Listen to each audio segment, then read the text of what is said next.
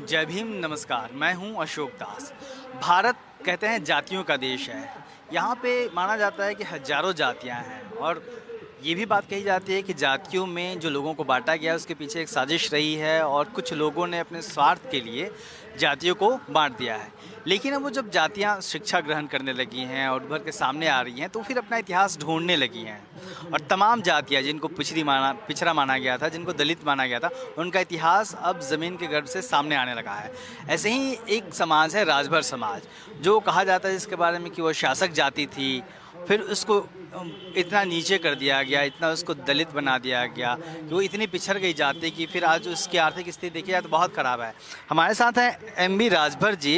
MB. Rajbhar ji ने ये किताब लिखी है भर राजभर साम्राज्य। इन्होंने तमाम इसमें बताए हैं राजभर समाज के इतिहास। सर हमारे साथ हैं, हम उनसे बात करेंगे और जानेंगे कि आखिर राजभर समाज का जो इतिहास है वो क्या रहा है, ये कहाँ से चले आज कहाँ पहुँचे हैं। सर सबसे पहले तो आपको मैं बधाई देना चाहूँगा इस किताब को लिखने के लिए। ये जो आप इस किताब के ज़रिए क्या कहना चाह रहे हैं? देखिए, जब कोई मकान बनाता है आदमी तो सबसे पहले उसके नीचे ज़मीन खोद के नीचे जाता है। उसी तरह से किसी मानव समाज का अगर इतिहास लिखना है तो सबसे पहले उसके नीचे जाना पड़ता है, मतलब उसकी हिस्ट्री में जाना पड़ता है। इसकी ओरिजिन कहाँ से हुई, कैसे आई, इसका उत्थान और पतन कैसे हुआ, आज की वर्तमान परिप्रेक्ष्य में किस हालत में है। तो जब हम देखते हैं अनेक जातियों में बटा हुआ ये देश है, ये साजिश हुई है। और इसके पहले मैं बता दूं, ये भर जाति भरत जाति है। भारत के नाम से ही इस देश का नाम भारतवर्ष पड़ा है। ये न तो दुष्यंत का लड़का था न तो शकुंतला का, ये तब तो आए ही नहीं थे यार यहाँ पे। तब से इस देश का नाम भारत के नाम से भारतवर्ष पड़ा है। अब इतनी बड़ी भूल हो गई हिस्ट्री की कि जिस देश के नाम से इस देश का नाम पड़ा हो, जिस जात के नाम से, वो जात एकदम हाशिए पर क्यों है। मतलब राजभर समाज जो भारत देश नाम है आज, इसकी जड़ें राजभर समाज से जुड़ती हैं। जी, जोड़ नहीं दिया, हमने नहीं जोड़ा। ये अगर देखना हो, सेंसस कमिश्नर अंग्रेज तमाम आए, उन्होंने इस चीज़ को, जैसे आर्कियोलॉजिकल सर्वे ऑफ इंडिया का पहला अध्यक्ष था एलेक्स कनिंघम, उसने लिखा है। इसके बाद शेरिंग जो सेंसस कमिश्नर था, J.H. हट्टन, वो भी अपने देश के सेंसस कमिश्नर रहे। इसके बाद राहुल संकृतान इस देश के थे, आजमगढ़ के, 14 भाषाओं के ज्ञाता थे। उन्होंने लिखा है 7वीं के बच्चे में और आर्य और अनार्य में कि इस देश का नाम भारतवर्ष पड़ा, ये भर जात के नाम से पड़ा। वो यही भर जात कालांतर में नागवंशी जाति थी। मैं ये जानना चाह रहा हूँ, मेरा पहला सवाल था कि ये जो किताब आपने लिखा है, इस किताब को लिखने की ज़रूरत क्यों पड़ी? ज़रूरत इसलिए पड़ी कि जिस समाज का इतिहास नहीं होता वो वर्तमान बना ही नहीं सकता। जिस समाज का अतीत नहीं होता उसका वर्तमान बन ही नहीं सकता। निज पूर्वजों के सद्गुणों का ज्ञान जिसको है नहीं, वह जात जीवित जातियों में रह कभी सकती नहीं। इसलिए खोजना पड़ा इस समाज के इतिहास को कि इनकी ओरिजिन कहाँ से हुई, इनका उत्थान और पतन किस तरह से हुआ, कैसे हुआ, क्या कमी रही। ये साम्राज्य के लोग थे, इनका साम्राज्य था, बहुत जगह साम्राज्य था। इस किताब में सब दर्ज है। आज भी भारतवर्ष की ज़मीन बोल रही है कि इनका कहाँ कहाँ साम्राज्य था। इनके किले और कोट खाइयाँ बोल रहे हैं, इनके शिलालेख, ताम्रलेख और इनकी मुद्राएं बोल रही हैं कि इनका इतिहास था। लेकिन भारतवर्ष में इनके इतिहास को छुपा दिया गया, दबा दिया गया। इसलिए ज़रूरत पड़ी इसे खोजने की, लिखने की, समायोजित करने की। और जो राजभर जाति है वो शासक जाति रही है। जी हाँ, कहाँ कहाँ इनका शासन रहा है? देखिए, बहराइच एक है जिला, ये भरराइच है, भर के नाम से पड़ा है। भदोही जिला, ये भर दोहाई था, ये भर के नाम से पड़ा है। बनारस बंदारस, वाराणसी वरुणा और रसी जो स्कंद पुराण में लिखा है वो एकदम गलत लिखा है। बंदारस के नाम से इस देश का नाम यहाँ बनारस का नाम बंदारस के नाम से पड़ा, वो भर जाति का था। इसी तरह से बहुत से, यहाँ तक कि जिस गांव का, जिस जिले का नाम पूर्व और लास्ट में मऊ लगा हुआ है, वो सब भरों से संबंधित नाम है। आज भी एग्जिस्ट है। बहुत सा एक चैप्टर हमने इसमें दिया है कि ये कौन कौन से देश में, अपने देश में कौन कौन से गांव, कौन कौन से ज़िले, कौन कौन से टाउन इस जाति के नाम से पड़े हैं, उसका एक चैप्टर ही हमने दिया हुआ है। आज भी वो एग्जिस्ट है, सरकार के दस्तावेज में एग्जिस्ट है। फिर भी इतिहासकारों के अवहेलनापूर्ण रवैये के कारण इस समाज का इतिहास ही मिटा दिया गया, इसलिए ज़रूरत पड़ी इसे लिखने की। तो ये जो पूर्वांचल के ज़िले आप बता रहे हैं कि यहाँ पे राजभर समाज था, तो पूर्वांचल में ही था या फिर इसके अलावा भी साम्राज्य था? बहुत अच्छा क्वेश्चन है आपका। ये वास्तव में महाराष्ट्र नाम का इसे पड़ा, महार और रट्ट से। रट्ट माने नागवंशी होते हैं, महार माने आप जानते हैं। महार और रट्टों ने मिलकर के इस समाज को बनाया। तो यहाँ नागवंशी लोग रहते थे। इसके बाद नागपुर आप जानते हो, नंदीवर्धन, ये नागवंशी था। इसके बाद एक तुलसीदास ने दोहावली में एक दोहा लिखा है, बचन कहे अभिमान के पारथ देखत सेतु, गोपिन लूटत नीच भर, जय न मीचते ही हो। तुलसी जैसा मक्कार और ब्राह्मणवादी कवि ने इनको नीच भर कहा। इन्होंने अर्जुन को हराया राजस्थान में। राजस्थान में भी इनकी आबादी है, महाराष्ट्र में इनकी आबादी है, चंद्रपुर, यवतमाल और बुल्दाना में सबसे ज़्यादा आबादी है। धन्यवाद। और महाराष्ट्र की लिस्ट में, एसटी की लिस्ट में 16वें नंबर पर ये दर्ज है, भर नाम से, BHAR। और मध्य प्रदेश की लिस्ट में 18वें नंबर पर है, ये भर नाम से दर्ज है। BHAR गोणों की उपजाति बताया गया है, जबकि वास्तव में गोणों से इनका कोई संबंध नहीं है। और उत्तर प्रदेश में ये OBC में है। इसके बाद बंगाल में बिहार में OBC में है। इसी तरह झारखंड में SC में है। रजवार नाम से बंगाल में SC में है। ये विभिन्न प्रांतों में इनकी आबादी है। आज जो हरियाणा है, पंजाब है, यहाँ पर OBC की लिस्ट में है। तो ये विभिन्न प्रांतों में है। आसाम में इनकी बहुत अच्छी आबादी है। आसाम में KN भर साहब हैं यहाँ, वहाँ पे अच्छी आबादी है। तो ये प्रदेश हमारे देश के विभिन्न प्रांतों में ये आज भी है, लेकिन विभिन्न नामों से। इनकी एक तो 53 उपजातियाँ हैं। 1931 की जो जनगणना है उसमें 153 उपजाति भरों की बताया गया है। ये सेंसस कमिश्नर हट्टन ने लिखा हुआ है। तो सारी चीज़ें हैं, ये पूरे देश के विभिन्न प्रांतों में हैं। ये आपने कहा कि शिलालेख हैं, मुद्राएं हैं जो ये साबित करती हैं कि राजभरों का अपना साम्राज्य रहा है। ये कहाँ कहाँ से सामने आई है?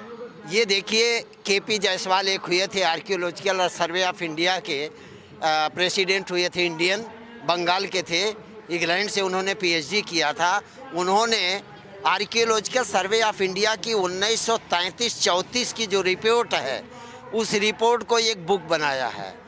उस किताब का नाम है ancient history of India 150 to 350।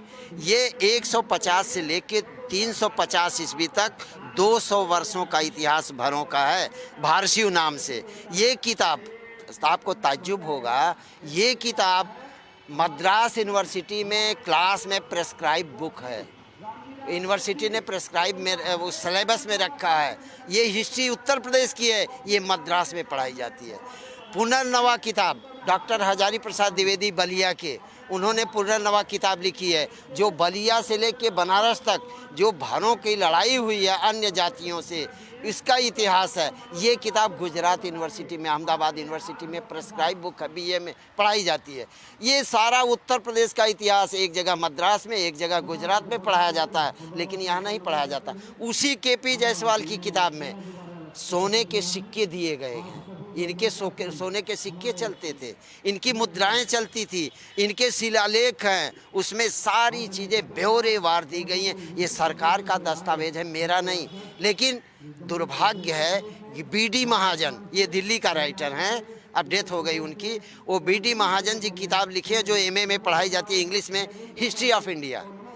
उसमें एक चैप्टर नागभार शिवा डिनेस्टी में जोड़ा है, उसमें कुछ राजभरों के नाम, राजाओं का नाम गिनाया है। इसके अलावा किसी ने भी इस समाज के इतिहास को टच नहीं किया, इतना बड़ा भेदभाव किया।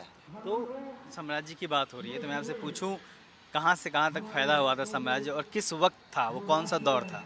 देखिए ऐसा है कि बिम्बिसार का नाम आप सुने होंगे, है बंसी राजा। जो 16 जनपद थे गौतम बुद्ध के समय, भारतवर्ष का पहला राजा, इतिहास में एक प्रश्न आता है, आईएएस में पूछा गया था, भारतवर्ष का पहला ऐतिहासिक राजा कौन है? उसका नाम बिम्बिसार है। बिम्बिसार, आप मालूम है, बिम्बिसार से ले करके ये 543 ईस्वी से ले करके और 156 ईस्वी बीसी तक इनका राज रहा है, मगध से लेके बनारस तक। यहाँ तक कि ये कौशाम्बी प्रदेश इन्हीं के राज के अंतर्गत आता था। एक चैप्टर है, आप शुरुआत का इतिहास, एक चैप्टर है वंश, आप वो पूरा भरों का हिस्ट्री है। इसके बाद इनका कहीं इतिहास नहीं मिलता। 150 से लेके 350 ईस्वी तक काशी में, मिर्ज़ापुर में, मथुरा में और ग्वालियर में इनके 36 राजा हुए हैं, जो जिनके सिक्के चलते थे। प्रवर सेन से शुरू होता है और भवनाग दिगनाग तक चला जाता है। भूतनंदी इनका लास्ट राजा था। इसके बाद शुंग वंश का लास्ट राजा कब हुआ?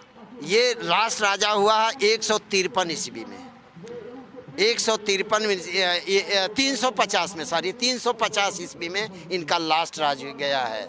इसके बाद ये बिल्कुल शांत रहे। ये जो राजा सुहेल देव का नाम आता है बार बार, है ना, जब भी राजभर समाज का कोई कार्यक्रम होता है, तो इनकी क्या भूमिका रही पूरे राजभर समाज में? देखिए ऐसा है कि भारसी वंश का जब राज चला गया 350 ईस्वी में, तो जगह जगह पे हमारे राजाओं ने, हमारे लोगों ने अपनी सेना बना करके अपना साम्राज्य स्थापित किया। सबसे पहले अयोध्या का भरद्वाज राजा था, और आप देखेंगे जौनपुर का जो किला है वहाँ राजा केरार था। केराकत जो नाम पड़ा है वो केरार की छावनी थी, केराकत के नाम से पड़ा है। ये पहला राजा था। इसके बाद लास्ट राजा हमारा मनियार हुआ, जो 1556 ईस्वी तक हमारे राज रहे हैं, मनियार अवध का। इसके बाद बीच में तमाम राजा हुए हैं 676 वर्ष, 676 वर्ष तक इनका राज रहा है। ये विभिन्न प्रांतों, और पूरा अगर भारत के इतिहास में देखें तो 1372 वर्ष तक इन लोगों ने राज किया है। मेरे पास ये सब रिकॉर्ड है, मेरे पास ये सब रिकॉर्ड हैं। सुहेल देव का जो नाम आता है ये 1000 ईस्वी 9 से लेकर के और 1072 ईस्वी तक इनका राज रहा है। ये मैं जो इतिहास लिखा हूँ, इनके जैसा संस्कारित और इनके जैसा वीर और भद्र पुरुष राजभर समाज का और किसी राजा को मैं नहीं पाता हूँ, इसलिए इनको हाईलाइट किया जाता है। और एक चीज़ और बता दूँ कि पूरे भारतवर्ष को जीतता हुआ मोहम्मद गाजी चला गया नेपाल के बॉर्डर तक, बहराइच में, वो बहराइच जो नाम पड़ा है। अगर सुहेल देव हार गए होते तो भारतवर्ष को पूरा उसके कब्जे में हो गया होता, लेकिन सुहेल देव ने बहराइच के बॉर्डर पे जाकर के उसको मारा, यानी देश के बॉर्डर पे जो नेपाल से अटैच है वहाँ पे मारा उसको, और दिखा दिया कि हमारे देश को जीता नहीं जा सकता। और मैं आपको प्रमाण बताऊं, चित्तौड़ा के मैदान में वो लड़ाई हुई थी, जो चित्तौड़ा ब्लॉक है इसमें बहराइच में, जी सुहेल देव की और गाजी की लड़ाई चित्तौड़ा ब्लॉक में हुई। हिस्ट्री देखिए अपने को रिपीट करती है। महाराणा प्रताप जब आए तो उनको याद था कि जिस तरह से सुहेल देव ने चित्तौड़ा में पराजित किया था मुसलमानों को, मैं भी अपने किले का नाम चित्तौड़गढ़ रखूँगा। उन्होंने प्रेरणा लिया यहाँ से। और एक चीज़ और बता दूँ, महाराजा सुहेल देव का किले का नाम चारदा है। ये चारदा क्या है? चार सद्दा। ये सियालकोट में पड़ता है, पेशावर के बगल में। चार सद्दा ये हमारे नागवंशियों की राजधानी थी। हमारे महाराजा सुहेल देव जो के याद था कि जिस तरह से हमने वहाँ पे राजधानी कायम की थी, उसी तरह से हम अपनी चारदा में अपनी जो है राजधानी बनाएंगे, चारदा नाम से रहेगा। तो इतिहास एक दूसरे को याद रखता है। सर, ये पतन का क्या कारण था जो साम्राज्य था, राजभर साम्राज्य, और कब हुआ ये? ऐसा है कि जब पहले तो आर्यों से इनका युद्ध हुआ, ये लड़ते रहे, फिर भी अपना साम्राज्य, ये आर्य जब आए 1500 BC के पहले, ये 2500 बरस 3000 बरस के पहले जब आर्य आए तो इनका सबसे पहले लोहा तो सिंधु घाटी में हुआ, वो आप जानते हैं। उसी पर ऋग्वेद लिखा गया। ऋग्वेद क्या है? ये आर्यों और अनार्यों का युद्ध है, उसी को ऋग्वेद में श्लोक के रूप में दिया गया है। इसके बाद ये जब मुसलमान आए तो इनका युद्ध बराबर मुसलमान मुगल नहीं, मुगल तो एक पर्टिकुलर हो गए, मुसलमान में मुगल भी आते। मुगल कौन होते हैं? मंगोल के रहने वाले। अकबर का खानदान मुगल बोला जाता है। सारे मुसलमान को आप मुगल नहीं बोल सकते। खिलजी वंश को मुगल नहीं बोल सकते आप, हाँ, दास वंश को मुगल नहीं बोल सकते आप। तो इनसे बराबर युद्ध होता रहा, युद्ध होते होते, और ये बड़े ताज्जुब की बात है कि भारत की अपर जातियाँ जब इनका युद्ध मुसलमानों से हो रहा था तो उनका साथ देती थी, मुसलमानों का साथ देती थी। मैं आपको एग्जाम्पल बताऊं, अकबर के 9 रत्न थे, उसमें 4 पंडित थे, टोडरमल, बीरबल, तानसेन और भगवान दास। हमारा कोई आदमी, छोटी जात का कोई आदमी कभी नहीं बना, ये उनके साथ में थे। ये कभी तो गुलाम थे ही नहीं। पहली बात ये है, चाहे मुसलमान आए, चाहे अंग्रेज आए, चाहे कोई भी आए, कभी ये गुलाम थे ही नहीं। अपने को ढाल लेते हैं इस तरह। और हम लोग लड़ते रहे यहाँ तक कि जब हमारा साम्राज्य चला गया, युद्ध में हार गए, तो हम जंगलों का रास्ता पकड़े। हमारी शिक्षा दीक्षा सब चली गई, यहाँ तक इतने नीचे चले गए, कबीला बना करके हम गांव-गांव पे टूट पड़ते थे, डाका मारते थे। अनाज खाने के लिए, कपड़ा पहनने के लिए हम गांव में अटैक करते थे और लाद करके घोड़ों पर ले जाके जंगल में हम खाते पीते जीते थे। हमारी शिक्षा दीक्षा सब कुछ चली गई। इसके बाद हमको क्रिमिनल टाइप्स एक्ट, अंग्रेज़ों ने जब देखा कि ये तो कहीं भर हैं यहाँ पे, तो मालूम पड़ा हाँ ये चोर हैं, ये चोरी करते हैं लोग, तो इनको क्रिमिनल टाइप्स एक्ट में डाला। लड़ते लड़ते हमारी शिक्षा चली गई, हमारी दीक्षा चली गई, हमारे सभ्यता और संस्कार चले गए, जंगली व्यवहार करने, यहाँ तक कि हमारे लोग मुसलमानों के डर से अपने घर के दरवाजे पर सूअर तक पालना चालू कर दिए ताकि मुसलमान अटैक न करें। बाल विवाह करना चालू कर दिए, हमारी बड़ी जवान लड़कियों को उठा ले जाते थे। कितना बड़ा दरिंदगी किया गया इस समाज को, इसलिए बाल विवाह तक हुआ, बाल विवाह भी चला और सूअर पालन भी चला उनसे बचने के लिए। बचते बचते आज इतने हम हैं, इतनी चीज़ हमने झेली है, झेलते झेलते तब आज भी बहुत, कितने तो 153 उपजातियों में बट गई है। अपने अपने सभ्यता और संस्कृति के अनुसार ढलने लगे सारे लोग। नहीं तो आप ये कह रहे हैं कि राजभर समाज अकेले 153 जातियों में बटा है। हाँ आज भी तो लेकिन मूल तो इसका एक ही होगा। मूल एक ही है, मूल एक ही है। उसके कारण है, आप J.H. हट्टन को पढ़ेंगे या विलियम क्रुक को पढ़ेंगे, एथनोलॉजिस्ट को पढ़िए, किसी अंग्रेज को, कब टूटी जातियाँ, कैसे टूटी, इसका पूरा विवरण दिया गया। रजवार के लोग आए हैं यहाँ, रजवार कैसे, वो प्रोनाउंसिएशन में फ़र्क है, RAJWAR।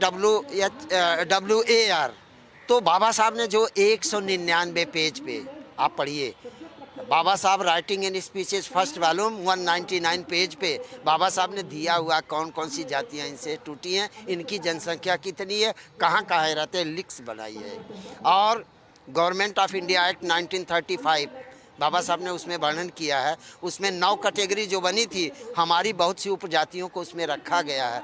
लेकिन हमारे दुर्भाग्य है कि हमारे समाज के कुछ लोगों ने कहा कि हम तो राजा थे, हम बड़ी जात में आते हैं, इसलिए वहाँ से निकाल दिया गया। ये इतिहास का भोग रहे हैं हम, और आज उसी की डिमांड कर रहे हैं हम। तो आज के वक्त में आप कहाँ से चले थे, आपने बताया, फिर किस तरीके से नीचे आए, अभी राजभर समाज की क्या स्थिति है और वो लोग उठने की जो कोशिश कर रहे हैं, उनका जो थोड़ा सा आगे बढ़ें, फिर ये किस वजह से बढ़ पाएँ, और अभी जो उनकी जो अहम डिमांड है ना, आगे बढ़ने की या फिर जो पहचान अपनी कायम करने की, उसके लिए ये समाज क्या कर रहा है? देखिए, शिक्षा ही एक ऐसा माध्यम है जिससे सारी जानकारियाँ मिलती हैं। ये जो आज चल रहा है, ये पढ़े लिखे लोग इस ज़रूरत को समझ रहे हैं। ये एम्प्लॉइज़ लोग जितने हैं, ये लोग समझ रहे हैं कि हमारी वैल्यू क्या है, हमारी हिस्ट्री क्या रही, हमको क्या होना चाहिए, संविधान में हमको अधिकार क्या दिया, हमारे अधिकारों का हनन कहाँ हो रहा है। तो इसलिए ये सब अब एक निर्णायक युद्ध के लिए तैयारी कर रहे हैं कि संविधान में जो हमको अधिकार दिया गया है, वो अधिकार हमको मिलता क्यों नहीं है। धारा 15 से शुरू होती है आरक्षण की व्यवस्था, 342 तक चली जाती है बीच बीच में। इन धाराओं को आप देखें तो एकदम उपेक्षित है हमारा समाज। और मुझे ये कहने में कोई गुरेज नहीं है कि एससी की जो बात करते हैं, एससी भी अभी अपलिफ्ट हो गया है, लेकिन हम उसकी जगह जो खाली हुई है हम वहाँ पहुँच गए हैं, जीरो पे हम पहुँच गए। हमारी विकास दर एकदम जीरो पे पहुँच गई है। तो हम चाहते हैं, मांग तो हम नहीं करेंगे, मांग करते करते हम थक अभी गए। कितनी पॉपुलेशन होगी देश भर में इस समाज की? हमारे अनुसार 1.5 करोड़ पॉपुलेशन इनकी उत्तर प्रदेश में है। सब मिला के 3.25 करोड़ आबादी हमारी है इंडिया में, इसमें भर नाम से। और अगर उपजातियों की गणना करेंगे 153, तो हम 10 करोड़ के लगभग हैं। पूरे भारतवर्ष में 10 करोड़ हैं भर और उनकी उपजातियों को लेकर के। ये भरिया है, मध्य प्रदेश में बहुत अच्छी आबादी है। रजवार हैं, राजवंशी हैं, तो बिहार हैं, चंदेल हैं, परमार हैं, परिहार हैं। इन सब की गणना आप कर डालिए तो हमारा 10 करोड़ के लगभग हमारी आबादी पड़ती है। तो ये थे हमारे साथ एम.बी. राजभर साहब। भारत में जातियों को क्यों बांटा गया है, शायद एम.बी. राजभर जी की इस किताब से और इन्होंने जो भर समाज का इतिहास बताया उससे ये साफ हो जाता है कि किस तरीके से जो गौरवशाली जातियाँ थीं, जो शासक जातियाँ थी भारत की, जिसका दावा आज तमाम जातियाँ कर रही हैं, उनको मिटा के उनके इतिहास को उनके इतिहास को उलट के रख दिया गया, जिससे अब ढूंढ के निकालने की कोशिश हो रही है। और एक और बात जो निकल के आई सामने कि राजभर समाज शायद एक ऐसा समाज है जिसको ओबीसी, एससी और एसटी तमाम प्रदेशों में अलग अलग कैटेगरी में रखा गया है। लेकिन जैसा कि सर ने बताया, जो जातियों का स्वर्णिम इतिहास इन्होंने बताया, जाहिर सी बात है कि इस समाज को जो युवा है अपनी जाति को जान के उस पर गर्व महसूस करेगा। कैमरामैन वीरेंद्र के साथ मैं अशोक दास, दलित दस्तक।